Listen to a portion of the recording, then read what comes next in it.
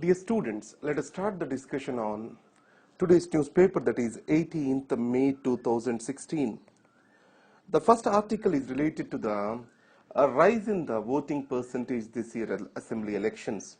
What are the reasons? In UPSC, they are very much interested in the voting behavior. If you carefully observe, 2 or 3 questions in the past have come from the voting behavior of the people. The first thing is, it is due to the simplification of the process. So updation of the electoral rolls, especially photo electoral rolls, and then simplification of voter registration process, and generating of the voter awareness campaigns.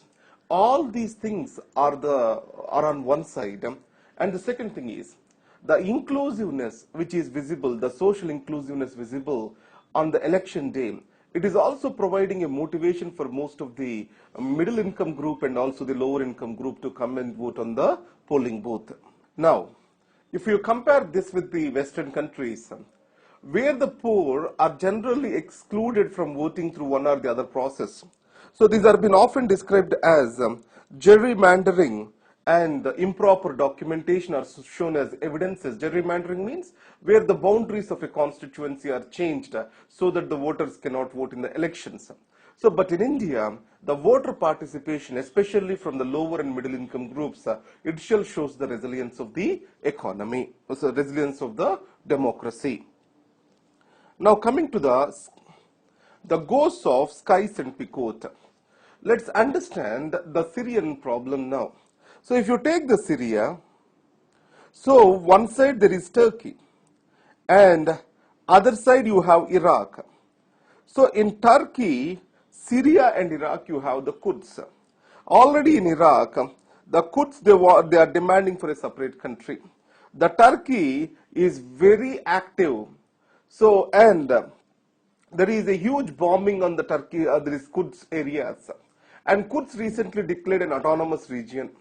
And the Syrian Kurds and Turkey Kurds, they are in continuum with each other. All these boundaries are demarcated after the First World War. And this demarcation has happened on the basis of Mark Sykes and Francois Georges Picot's pact. It is a secret pact that was signed between Britain and Paris. And the objective of this pact is to consolidate their sphere of influence. The objective is not to divide the countries in such a way to maintain the peace and stability. So the colonial interests have dominated rather than the stability of the region. So this law and these improper borders which have been created at that point of time still haunts the West Asia. So in this context, the Kurds and their question is a major challenge. Now if you closely observe, the 1960s, these are called as years of Arab solidarity. So it means Arab leaders have come together to maintain their cooperation with each other. The Baathism and Nazirism, all these are nothing but Arab solidarity exercises. But they got collapsed by 1967 around. But however, any rise, even rise in Islamic State, it is based on bringing in the world rule. It all shows the weaknesses of this particular Sykes-Picot pact. Now coming to the losing the neighborhood. Remember this point. In diplomacy, maturity works more than the muzzle flexing. So the muzzle flexing, what I mean is the high-handedness of one country over the other country never will work in diplomacy. So in this context, when Prime Minister Modi took his swearing-in ceremony, he invited all the neighbors to participate in it. His policy is declared as neighborhood first policy. But however, if you observe now, other than the Bhutan, Bangladesh, India do not have proper and cordial relations with any of the other neighbors. Here the major reason is these small countries pursue India as behaving as a big brother, and its high-handedness and India's involvement in its internal affairs is not very cozy with them. The first in this case comes is the Nepal. So Nepal has drew its own constitution. It constituted a constitution assembly for that purpose. Even the Madhesis, who are the members of the constitution assembly, have supported this. So when certain other people or certain other leaders of the Madhesis, when they agitated, India actively supported the Madhesis. Later, citing this agitation as a reason, there is a blockade to the Nepal. Because of this, there is a human suffering.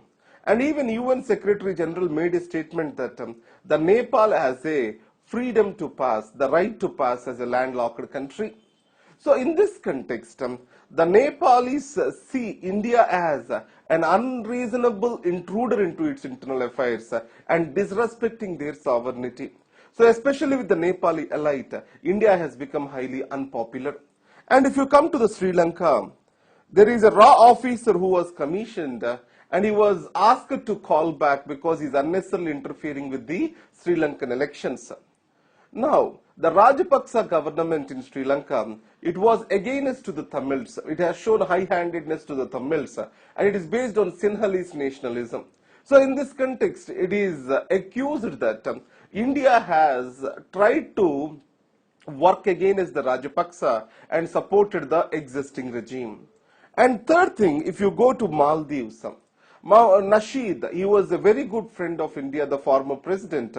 Now the Nasheed was removed from the office and terrorist charges are framed against him. He was jailed and even mishandled, which was objected by India. Then the existing president, when when Indian External Affairs Minister visited the country, so he has seriously objected to the India's interference in its matters. So Abdullah Amin, he has clearly stated that India shall not talk or make any unwanted comments about its internal matters. Now, if you observe all these things, so what happened is India India and its statements have to be matured and it shall not lead to a provocation in a neighboring country.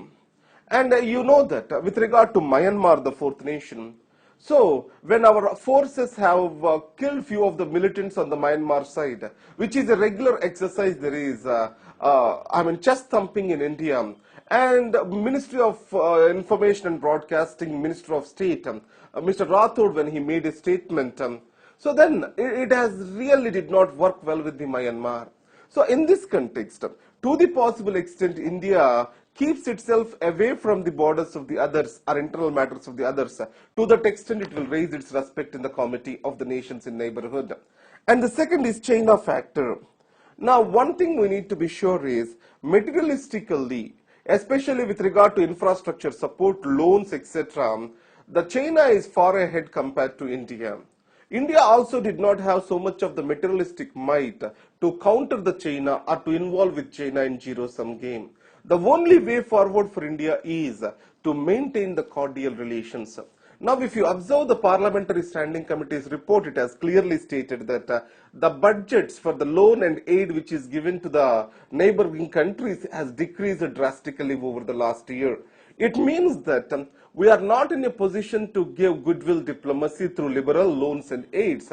So it means we have to reinstate our cultural relations, etc., to be in touch with these countries. Coming to the decisions of the people, the context of this article is, now with regard to Niyamgiri Hills and with regard to the Chhattisgarh, the courts have asked mining companies to take the permissions of the Grama Sabha to go ahead with mining. So, and Grama Sabha has refused this, and it has finally led to the stopping of the mining over there. So, in the Niyamgiri Hills, it is the Vedanta group.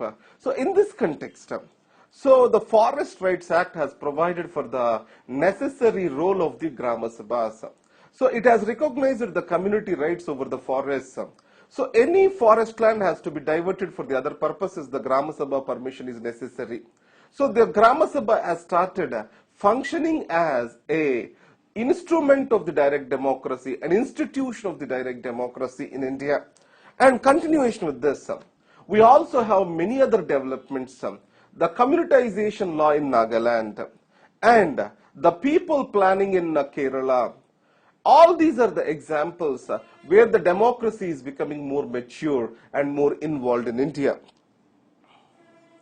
And coming to the Brazil, already we have discussed the Brazilian crisis, economic crisis. Now, this article's focus is not on the crisis and the reasons for the crisis, how it will impact the South-South cooperation. You all know that when Lula was the president of Brazil, the South and South cooperation has taken a new turn. The BRICS, BASIC, and even IPSA, all these are the groupings. Brazil was very active. And it also has led to the developing countries' solidarity. And the Brazil played a critical role with regard to the economic crisis during the G20 meetings. So, how this South-South cooperation is going to suffer due to lack of the Brazilian leadership or vacuum in the Brazil is a major question before the developing countries. Now, coming to the Tatkal system. Now, you know that IPR policy is announced by the government. As for IPR policy, it sees the financial asset, the intellectual property as a marketable financial asset and an economic tool, and its objective is to promote innovation and entrepreneurship. So in this context, what it tries to do is, for the startups, an expedited examination of the patents is being provided for. So it is to attract many of the companies to file their patents with the Indian office. So in this context, the policy says that the patents have to be issued in India in less than 12 months. As of now, it is taking more than 5 to 6 years. Under this, we got this expedited patent examination. The geospatial bill. You know that the recent geospatial bill has been provided in which a map of India has to be correctly depicted. If not, it may lead to a fine of 100 crores. So, in these circumstances, the Pakistan objected to this, stating India has set Jammu and Kashmir as integral part of India, which it is disputable. Now, India has objected to this and clearly said it is a totally internal matter of India, and Pakistan has low locus standi. Added to that, it is the responsibility of the government to depict the India's geography properly. So these are this is the side of India's response. The Chabahar Port. Now this is the southernmost port in the Iran. So India is developing this port, a free trade zone surrounding this region. So India can connect to the Central Asia and also the Afghanistan through the Chabahar Port. And this port can operate in all the seasons. So we can have an access to the Afghanistan bypassing the Pakistan through the Chabahar Port. When Modi is visiting Iran in this week, he is going to sign an MOU on the Chabahar Port. And added to that, in the last article I covered that the Farzad oil and gas fields, we are going to have an MOU. And we are also trying to look out various other opportunities in the Iran. So the major irritant is $6.5 billion India has to pay to the Iran, but there are no proper banking channels even after the sanctions are lifted against Iran. And then the Man Booker Prize, a fiction prize, it was won by the South Korean for the book Vegetarian. So the author's name is Hong Kong. And coming to the Indian Express newspaper. Now, it is about WPI. In this wholesale price index, the inflation has entered the positive arena. The major reason for this is food inflation. Whenever the food inflation is high, it will affect the poor the worse. And then it is also going to affect the monetary policy outcomes and also the growth prospects. So it is not a welcome sign to India. And coming to the poverty and prosperity, what this article says is this. In India, the poverty has drastically decreased between 2005 and 2012.